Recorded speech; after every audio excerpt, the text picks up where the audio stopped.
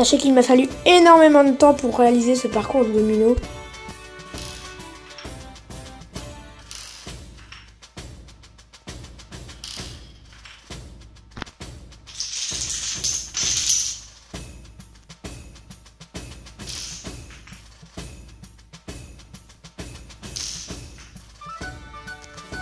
Je vais revenir sur certains passages du parcours. Alors au total, on a eu 192 caplas utilisés, 584 dominos utilisés.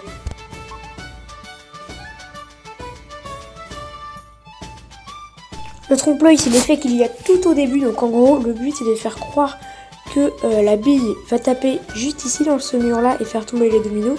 Alors qu'en fait, elle passe dans le petit trou entre le domino jaune et le domino vert juste en dessous.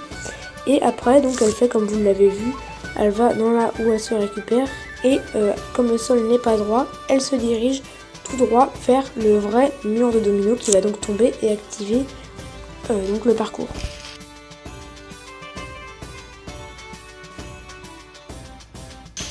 Donc la descente de la bille c'est juste ici, donc ça se fait avec 2 baguettes de batterie et quelques blocs plus solides pour bien tenir les baguettes.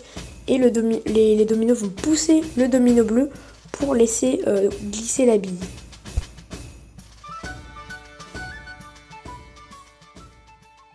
La descente de la voiture c'est juste ici, c'est un très bel effet, donc on ne voit pas très bien sur la caméra, mais juste ici les dominos poussent le capla qui est relié à la voiture, et donc la voiture glisse et tombe du bloc de bois. Donc pour ça il vous faut une petite voiture qui roule, un bloc de bois, une ficelle, donc une petite ficelle pour la relier au capla.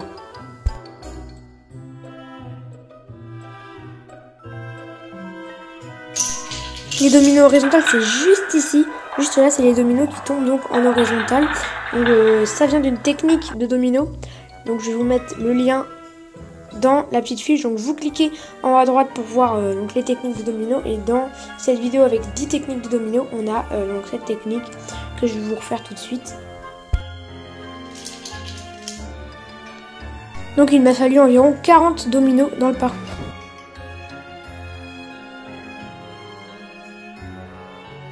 Donc la réaction en chaîne, donc je vous mets un tuto pour réaliser donc la réaction en chaîne qui a été donc dans le parcours.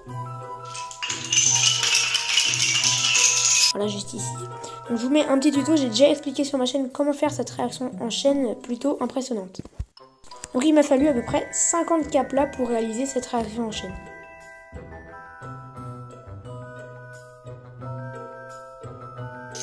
Pour le final, il m'a fallu 138 caplas pour réaliser donc une autre réaction en chaîne, donc c'était le final.